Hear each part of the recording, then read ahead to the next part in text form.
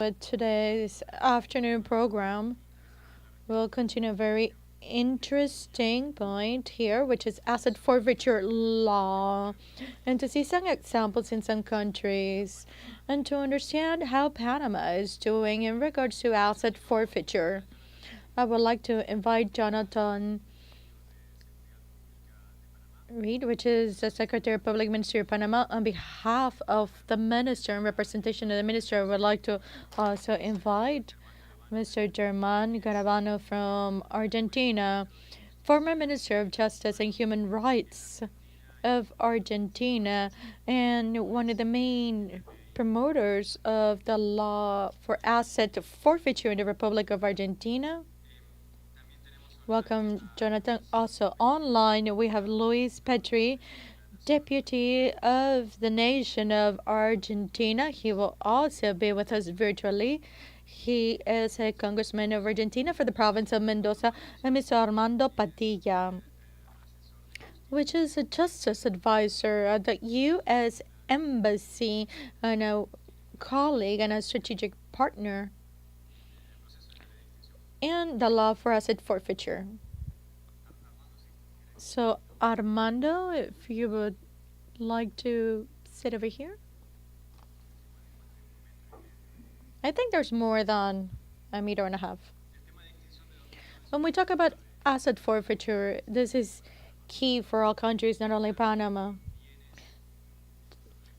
Being able to remove assets, resources, money, bank accounts, and properties from organized crime, it's fundamental to fight the structure of organized crime. It does not help for the police and our law enforcement agencies in Latin America to arrest people and different members of criminal organizations, because if you arrest one, there are other 10 waiting to fill in the shoes of that one that was arrested. So the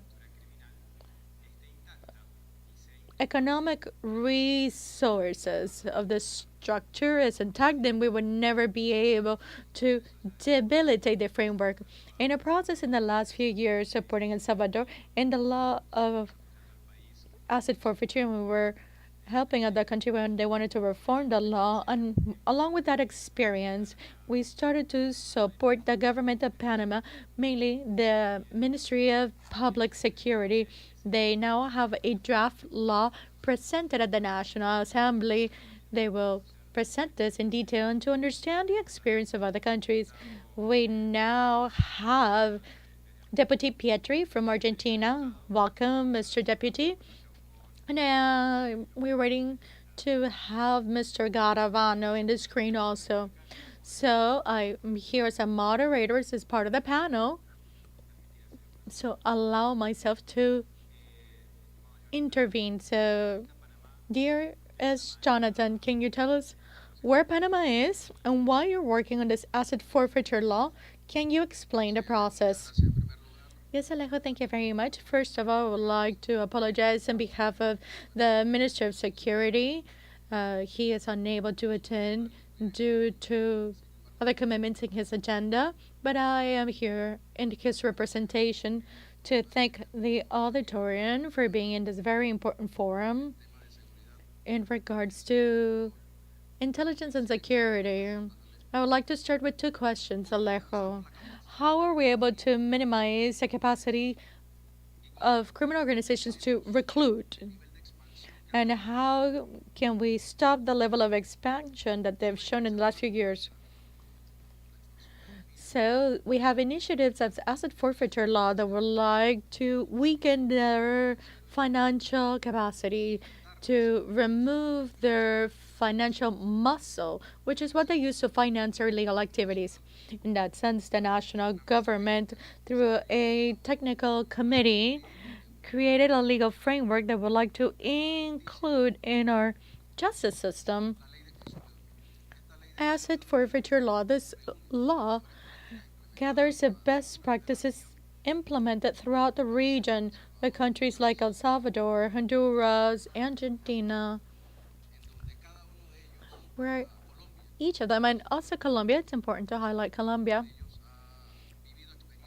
Each of them have had experiences prior to ours, and they've been able to generate very important and dismantlement of different criminal organizations through their asset forfeiture law. This working table members of the judicial branch of the Ministry of Economy and Finance, which for a period of about a year and a half, we were debating as to what should be the model law that the country needed for this, taking into consideration that the best practices have indicated that we need a solid legal framework that is sustainable, that would allow those that need to ensure that the law is complied with to be able to assess property with illegal ownership, that meaning through these assets they are able to finance their criminal activities, and by removing this then we can curb their recruitment, and they generate a lot of damage here. So the draft law, it's for organized crime organizations, right? The project is here to curb criminal activity, to take the resources with which they finance and recruit new members for organized crime. Thank you. I would like to give the floor to Luis Petri. He is a really good Argentinian. We have an international audience here, Mr. Deputy. So I think we should explain what's happening on your side of the screen. So before I explain that I'm drinking mate tea, which is a traditional infusion for Argentina, Uruguay, and Paraguay, I would like to thank my friend Robert Pittinger for allowing me to be here in this panel and for all the support that they always provide to be able to move forward in legislation that is able to fight transnational crime. Knowing and understanding the power of articulation and cooperation among countries to be able to fight the scourge.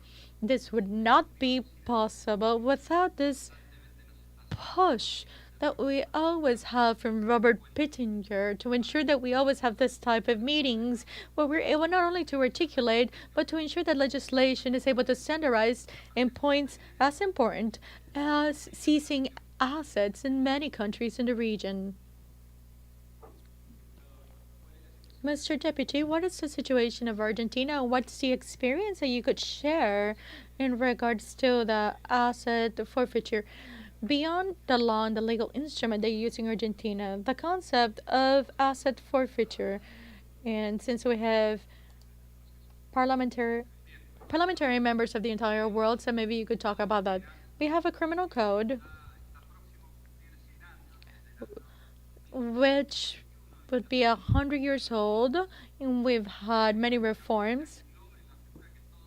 And it has used a figure that you understand where we're able to confiscate assets,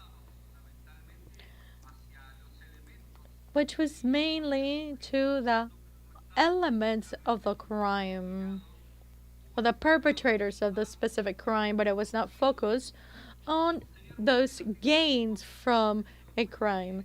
The figure was expanded later because it was not enough to be able to prosecute the perpetrators, but rather due to the proliferation of criminal organizations to be able to move forward in the organized business of crime. The criminal process many times was an obstacle, and in many international conventions, and I'd like to mention the Rome Convention against Organized Crime and the Convention of Fight Against Corruption. Many different standards that we saw at an international level that requested from the states that it should not only sentence or wait for a sentence to be able to confiscate assets in a criminal arena. This was very important change, not for the legislation not only of Latin America, for the whole world. Without having a criminal conviction, we were able to confiscate properties when it was either due to prescription, death, or because the person escaped, or any legal mechanism that would not allow us to move forward in the prosecution in certain processes. Without a doubt, the investigation of the assets would still under the criminal scope, meaning that we could still use the guiding principles of criminal law. So it was impossible to work in a retroactive manner, which was a limitation. The second point is that in the criminal process, and there is none, at least in the Republic of Argentina, there is no serious investigations of patrimony. So we have a criminal process where we need to typify and clearly state the perpetrator of the crime, but the process does not really look at the assets and property which are gains of the crime. So now we move to confiscation, which no longer was an accessory, an auxiliary uh, part of the sentence. It became a sentence on its own. In 1989, we have the drug trafficking law, and now we start to foresee this anticipated confiscation. Nevertheless, it would take a lot more time because we needed to move forward in the money laundering cases and in terrorist financing cases. We were able to achieve this in 2009, but within the criminal process. In 2016, under the government of Cambiemos, Together for the Change, at that moment I was president of the Commission of Security of the Interior of the nation, and former Minister of Justice, Germán Caravano, and Patricia Woodruff, which was the Minister of Security, we were able to promote in Argentina the action of asset forfeiture, taking as an example the experience of Colombia, which we thought it was very interesting. They were not only able to approve the law in 1990s, but they've removed the constitutional barriers with a constitutional reform where it's no longer criminal but now it's civil. We're not going against a person but against a crime in itself, which can be applied in a retroactive manner and that can no longer prescribe, because there is no way to be able to clean up everything that illicit crime has caused or harm. So our countries can no longer guarantee private property of criminal organizations, and this property needs to be removed, and it needs to go back into the resources of the state. So this is why it's important for it to be autonomous, with specialized prosecutors that are trained in this, with a civil procedure that would be independent of all the principles of the criminal process. For example, the principle of you are not guilty until you're sentenced. In Colombia, the burden of the proof is switched where they're in the condition of proving that they're not guilty. And the person that has acquired the property through a legal way, then they need to be able to prove it. And if not, then it needs to go back to the state. So there are many points that are part of the process in regards to asset management. Colombia, which has been able to obtain for over $1 billion when they started with this asset forfeiture law, and we were informed of the United Nations in their report everything in regards to asset management which had an environmental and ecological impact. Specifically when we talk of the hippopotamus of Pablo Escobar that multiplied and generated a harm to the ecosystem. I think there are many different points that we need to think about, but the world and the region needs to be able to work on creating as a forfeiture law that could de-finance criminal organizations. Mr. Deputy, if you could, I could ask you, what is the process of asset management and what concrete examples do we have in Argentina in regards to assets that have been seized through asset forfeiture? And now I'd like to introduce our colleague Armando Padilla from the Department of Justice of the United States to explain the experience of the United States in regards to confiscation and how the United States, through the embassies, are able to support the different countries in regards to cooperation. As it was mentioned this afternoon, so organized crime is able to enjoy illegal resources or illegal wealth. And according to the report of the United Nations, 1% of these assets are seized. 99% are still in their ownership, and this wealth is used to finance violence and other types of crime and even corruption of authorities. Crime has no boundaries. And we need to keep in mind that, especially this phenomenon, it's something that trickles down into the economies. In what sense? Because it produces artificial economies and it promotes different monopolies. So, which does not allow legal investments to come because it's not reasonable because their essence it's of these illegal organizations is to do money laundering. So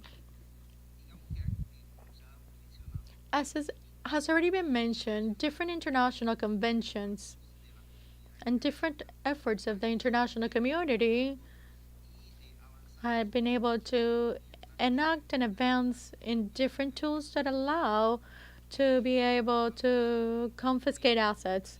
In Europe, they have certain mechanisms. In Latin America, and just like in the United States. So I would like to focus on what's happening in Latin America. There is a model law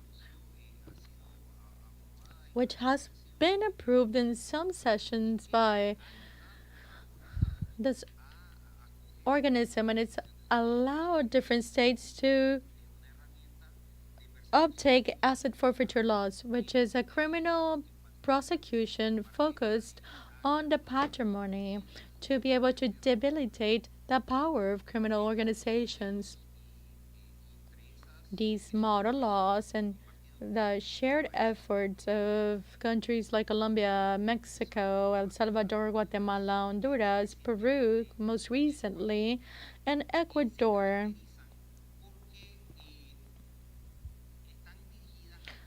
they're all show that the of property would be returned to the state if they were not obtained through legal means through a process as our our speaker from Argentina explained. Within these models in the region, the public ministry is who would do the investigation of the patrimony with assistance of financial investigation and other judicial branches. They request a judge to adapt precautionary measures, whether it's to localize and fine assets, which are the proceeds or of crime. So after a period of investigation, the prosecutors request for specialized judges that specialize in asset forfeiture to ensure that they can move forth with the application of the law. There are several variables. If we can talk about the case of Panama,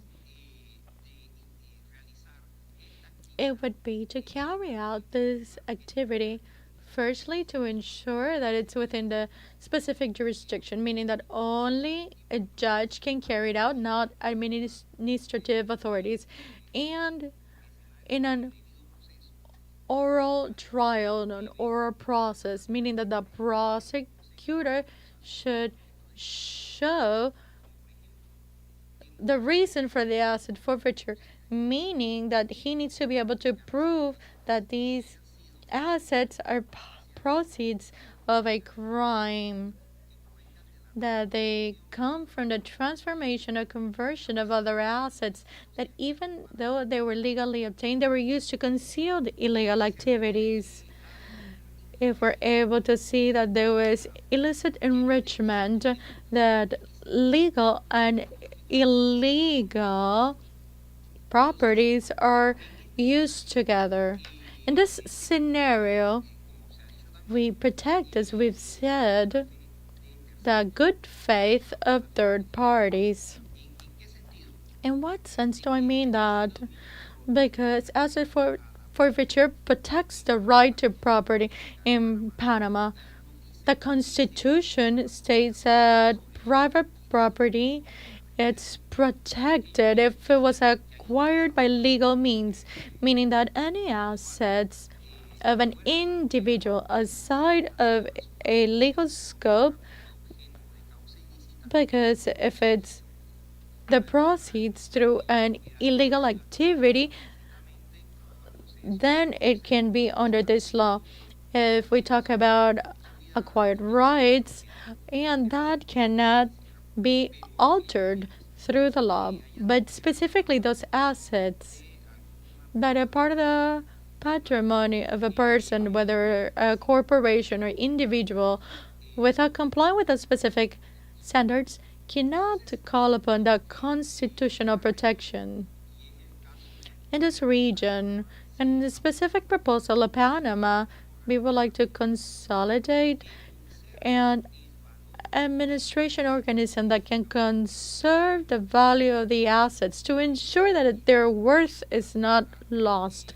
And also for companies, we can ensure if they are seized to ensure that people do not lose their jobs and the company does not lose their worth, so that this administration organism is able to then sell the assets and to have a level of economic gain that which then can be used for education and strengthening security. So meaning that the way in which asset forfeiture would work, it will work through the elements that I explained. So, in regards to good practices, in the Parlatino has a model law for asset forfeiture, and we always say that the asset forfeiture law plus a cybersecurity law that was approved this year, quite recently in February, plus the law to fight illegal trade and transnational organized crime, and model law approved in February of this year.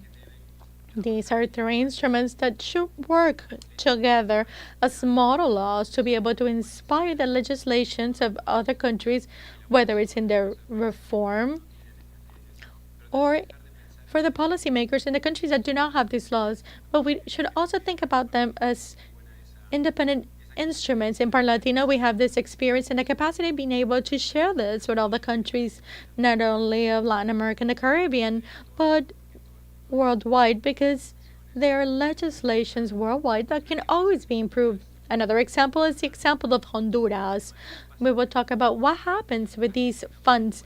Honduras has a really good experience in regards to specific assets that came from drug trafficking, and through the asset forfeiture law, it came back to the state and they were able to transform this into a home for children and adolescents that were in very vulnerable situations.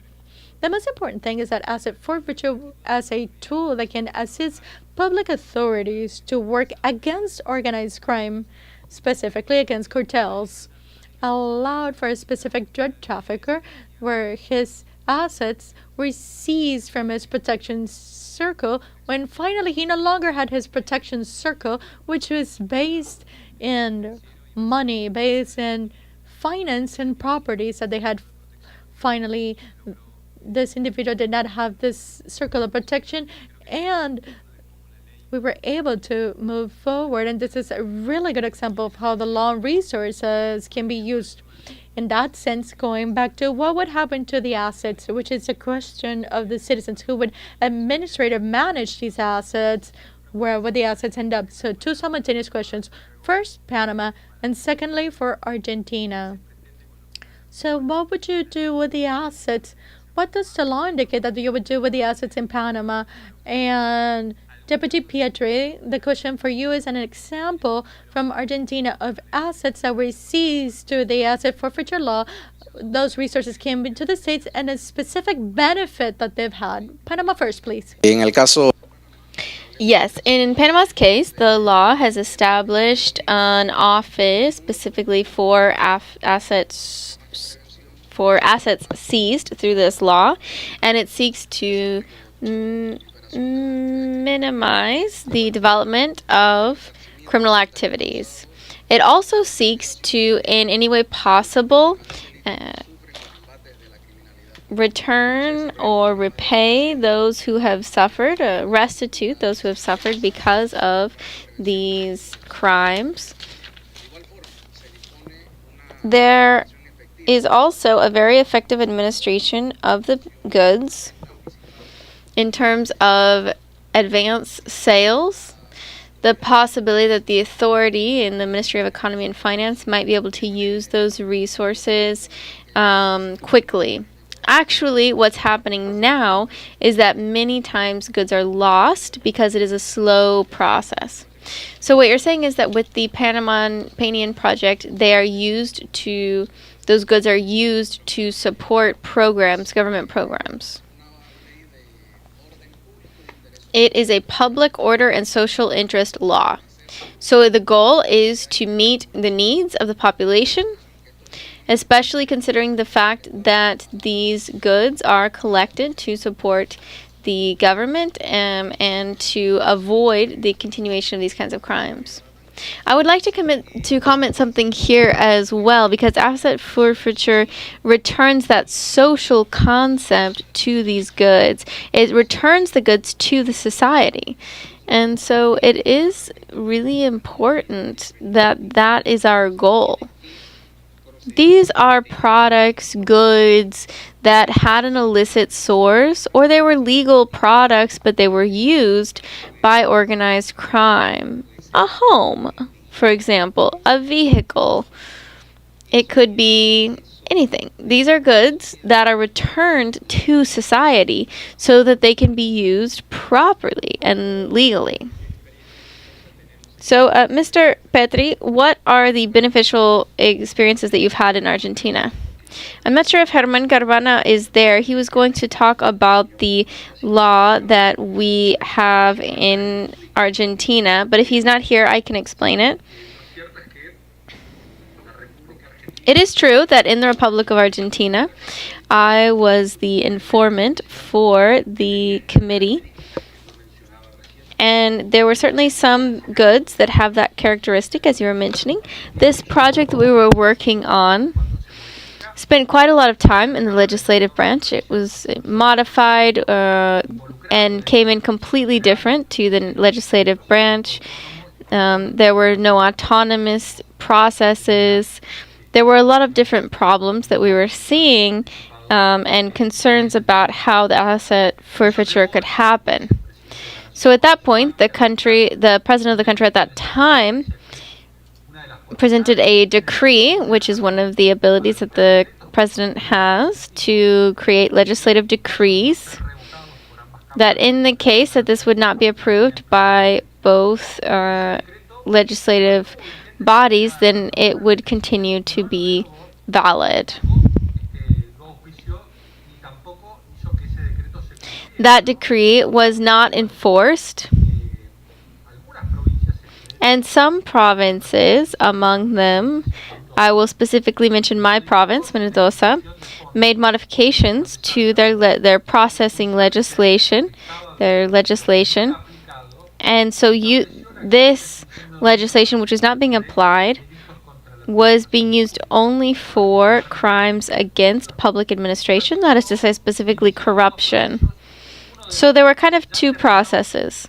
One has been completed. The other one involved forfeiture, and the forfeiture has been completed for a public officer who was condemned or was found guilty of corruption, and his goods were returned to the state. 3 vehicles, luxury vehicles, and 3 properties. So this asset forfeiture law establishes specific goods and cash, whatever other kind of financial instrument it may be, and it ensures their return to the government. The judge has to authorize this process so that quickly the goods can be sold, which avoids damages where those goods cannot be properly maintained in their original state. Thank you very much for that. Coming back to the region and to Panama. Panama is a logistics hub in terms of international commerce and with many countries, not just in Latin America, but in nearly every continent. What is the expectation for dealing with this with other countries? There may be goods that, while they may belong to Panamanians or Panamanian companies, they may be in Panama, and during an investigation, you may discover that they belong to organized crime, but their goods are not in Panama. How do you intend to work on that? So the framework establishes international cooperation to an extent where investigations can be done in a joint manner with the authorities from those countries where we believe that there are goods that are the product of illegal activities. We are able to share the information and to develop those investigations properly. There must be a due process. The Panamanian law respects the right to property, as you mentioned at the beginning. And our framework establishes guarantees. So there is a right to a defense, there's a right to a judge, which is called a rights judge, and there are other rights that are protected. What about the good faith third party? This is something that worries a lot of people. Yes, the good faith third party has a special protection in the asset forfeiture law. And there are recommendations and international standards. There's a model law from the UN for us, and it gives an example. It provides protections for those who have received these assets in good faith. It does require a certain level of due diligence on behalf of anyone who acquires any good. That is to say, there is a possibility that there must be some care taken to avoid participating in these kinds of illegal activities. So businesses and others must participate in this kind of cultural shift. When you acquire a good, it's important to be able to show that it was acquired in good faith.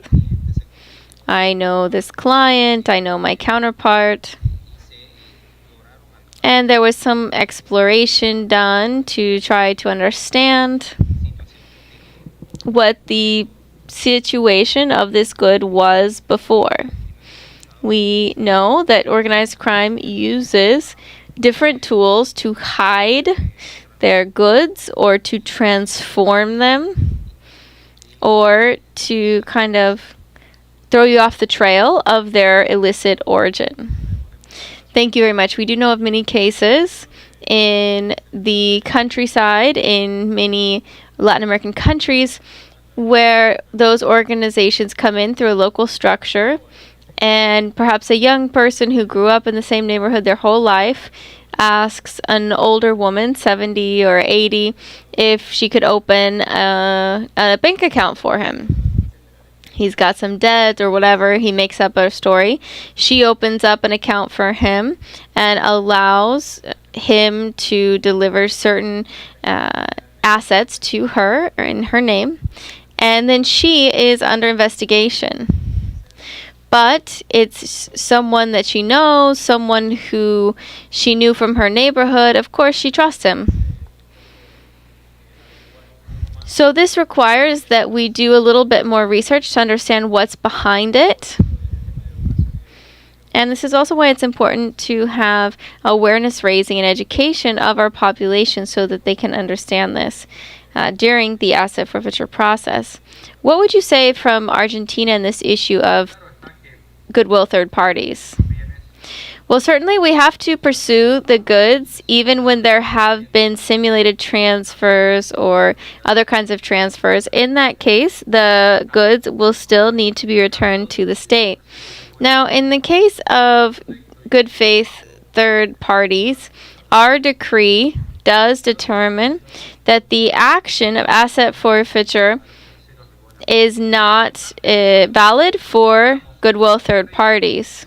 So when we find ourselves facing a goodwill third party and there needs to be a sentence of asset forfeiture, then the amount of the goods that were transferred to the third party cannot be included in that asset forfeiture action. It must be substituted for the cash amount that was represented by those goods. And then we can do the action of asset forfeiture. Yesterday and today we were talking quite a bit about cryptocurrency and crypto assets, digital assets, etc.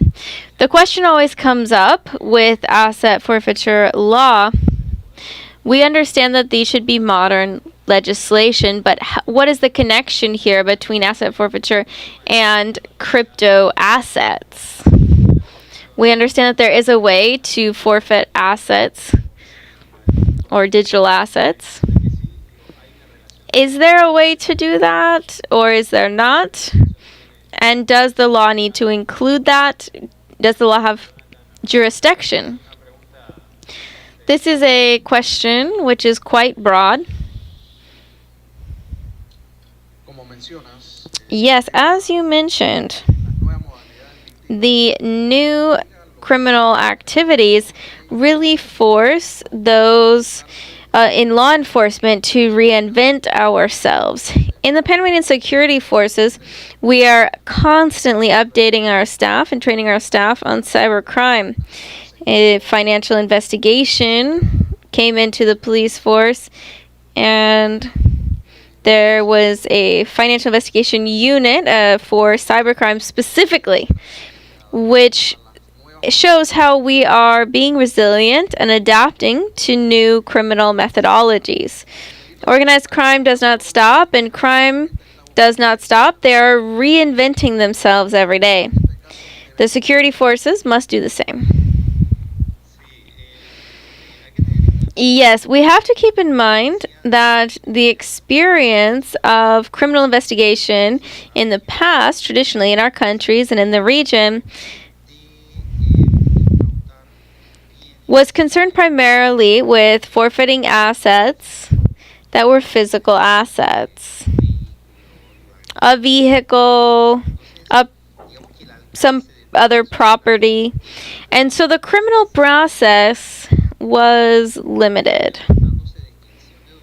But when we're looking at asset forfeiture, we can see that the focus or the attention is directed at the entire patrimony, so to speak, or everything that this person has, all of the profits from this illegal behavior. So asset forfeiture seeks to investigate profits, not necessarily the person, but the goods. Let me give you a really clear example. You have a vehicle, a public transport vehicle. Many times in criminal processes in the region, the vehicle itself might be seized, but not the license with which the vehicle was operated. And that may have, in some places, even more value than the vehicle itself. So the goal of asset forfeiture is to open up that spectrum. Of course, that will require investigative technology, specialized investigations, close collaboration with FIUs, and international assistance. Thank you, Armando. Luis, crypto assets and asset forfeiture. Where is crypto included in asset forfeiture? Okay, so first of all, I think the issue with crypto assets is individualizing them and finding them, of course. In general, when we talk about legislation on the continent, asset forfeiture actions happen in the preparatory or introductory phases of the criminal process. In the region, at least in Argentina, in most countries of the region, in a few countries, I don't want to say all of them, we haven't been able to really separate ourselves completely from the criminal process. And that is why everything related to titles, crypto, whatever other activity, it requires proof that can be presented quickly. In Argentina, we have a federal system, and when we're looking at crypto, it's very important at the very beginning of the investigation to have a full investigation of assets, complete assets. When we are looking at crime, organized crime, there is movements of enormous levels of property, whether it's cash, property, art, etc., etc. So the proof that is needed in order to seize and forfeit these goods is so important. Even beyond that, our legislation does not contain specific specifications, and so it would treat cryptocurrency just the same as it does cash. Thank you very much. Thanks to all three of you for participating, for sharing some information about this idea of forfeiture, hearing from Argentina, from Panama, which is going through a very interesting process in which the new assembly will have to deal with as the year moves forward. We hope that that will come out soon because Panama urgently needs this asset forfeiture law for goods of illegal sort, goods that have been obtained illegally. And so we want to thank you all for sharing your thoughts here.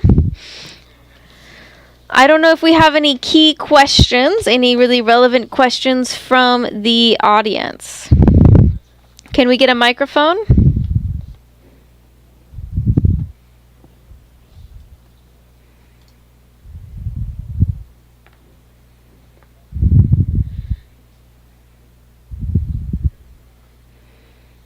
I think that they are getting a microphone to you, sir.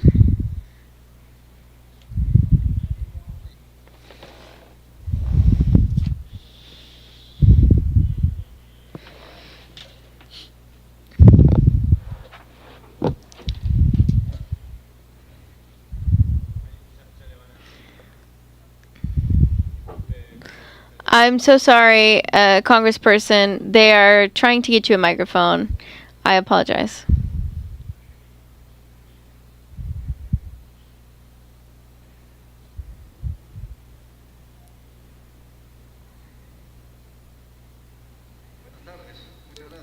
Good afternoon, and thank you very much. I would like to reiterate for that, or remind you, I am representative here from the Peruvian Parliament. I would like to say once again hello to Mr. Jorge Pizarro, the president of Parlatino, Mr. Congressionist or Congressional Representative Mr. Pittenger, Alejo Campos, organizers of this parliamentary forum, which is so important to talk about intelligence security. I would like to say hello to all of the representatives from Latin America, from the United States, and from around the world for this excellent meeting. Ladies and gentlemen, I am a retired colonel in the Peruvian police force with more than 35 years of service fighting criminal forces in my country, including organized crime. In these recent years, it has become more and more international with well-coordinated organizations which commit crimes like drug trafficking, human trafficking, kidnapping, arms trafficking, murder, trafficking migrants, contraband, theft, and other criminal actions which negatively affect the security and the well-being of the Peruvian population. For that reason, financing has a very important role for the operation of these mafia organizations. Currently in Peru, the cryptocurrency is a financial asset which is not regulated. So it is not considered a currency or a legal currency. It is not backed by Peruvian banks. Unfortunately, sanctions against money laundering are not regulated in the Peruvian legal system. For this reason and in this vein, I would like to hear your comments. I would like to ask about your experience. I would like to know what regulations, what guides or laws would you recommend in order to protect the financial integrity of the country? And how can we regulate the very high volatility, as in price of virtual currencies? Thank you. Thank you. This panel is specifically about asset forfeiture. What I would recommend is to get together those experts on the topic of cryptocurrency so that we can meet together and see what kind of recommendations and suggestions they have for Peru. So we're not going to ask our colleagues here to talk about a topic that they're not particularly, it's not their topic, let's say. So let's go ahead.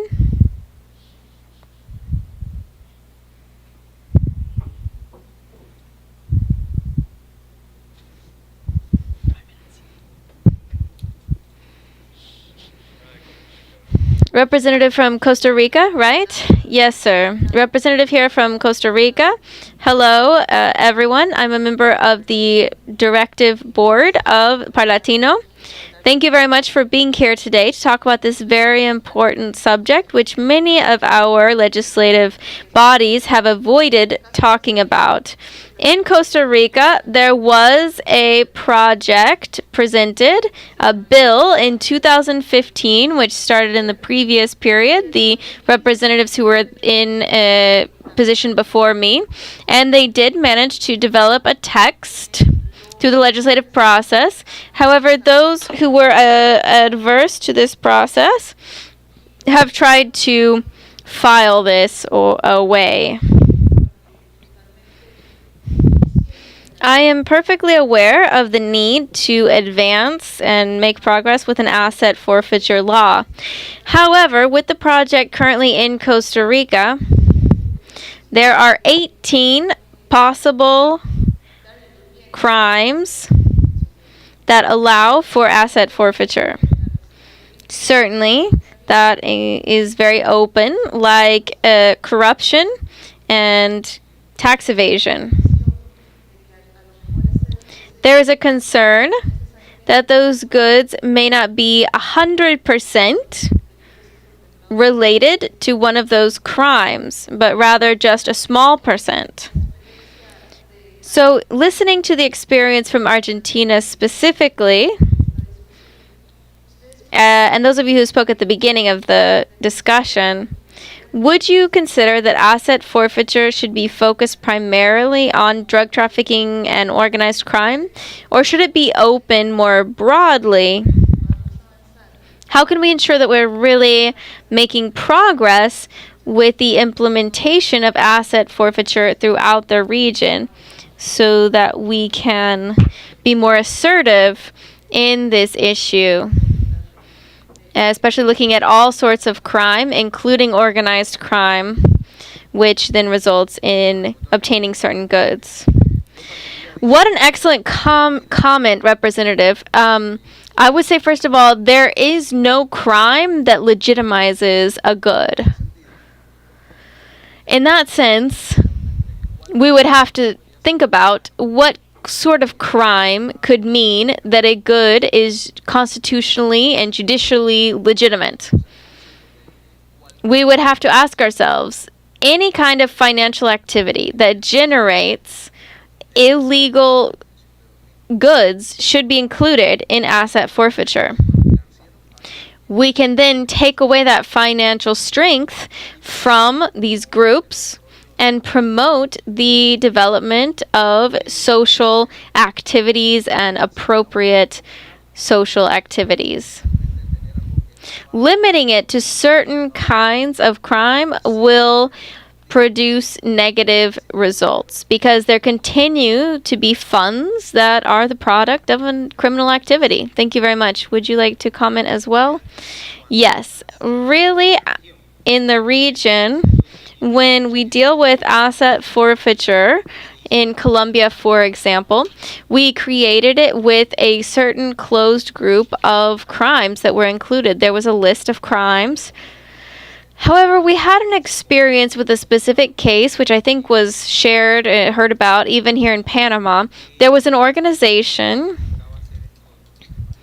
which did pyramid schemes, financial pyramid schemes. We have them here in Panama. You might have heard of them. And so there was a scam like that. In Colombia, those crimes are not included in the list of illegal activities that qualify for asset forfeiture. For that reason, there was a modification. And we moved from having that closed list of crimes to having language that said that illegal activities were subject to asset forfeiture, specifically because of that experience. And that experience is the reason that the model law for the region talks about illicit activities or illegal activities instead of reducing it to a certain catalog of activities. In the different prosecutors' offices, which have the ability to investigate these activities, each country has its own experience. For example, there are countries in Central America where we'll say, what are we going to do with these funds that transporters are bringing into the airport without declaring? So we decided to include that in asset forfeiture. In Mexico, for example, there are these workshops where they worked on cars. There's a whole mafia behind that. And each country has their own reality in terms of the illegal activities that they're doing.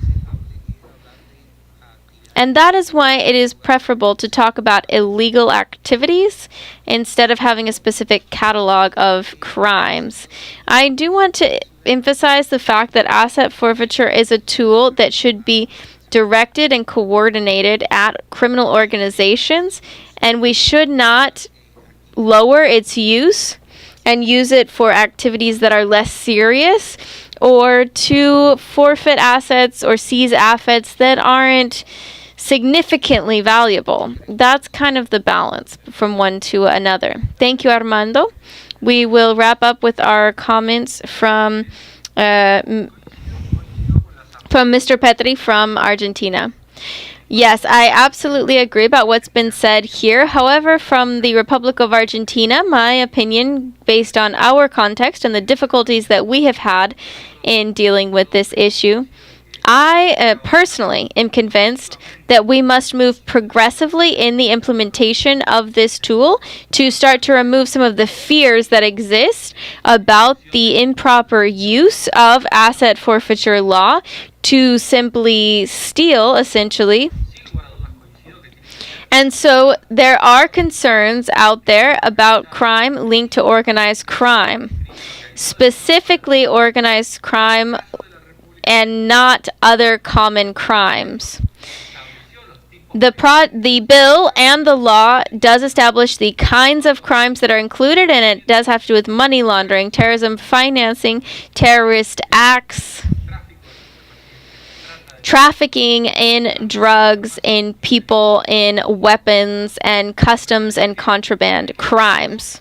I do believe that we need to continue evolving the law progressively and amplifying it progressively to see what kind of others will be included. Colombia, for example, has threatened unions that close the streets or block the streets, and they have threatened to use asset forfeiture law against them with the fact that they are committing a crime by blocking the streets. I believe that this develops a significant level of distrust about the implementation of this tool in our region. And so we must overcome this square of impunity. That is the lack of trust that there is because of the judiciary operatives when they apply this tool. Disinterest and a lack of information that exist about asset forfeiture. So I think we have to break down those myths. We have to focus on crimes that have a high economic impact and crimes that are have a high impact on our community. Thank you very much. With that, I would like to thank our panelists, and I would like a round of applause for them. And with that, we will close this panel for asset forfeiture at our forum today. Before we go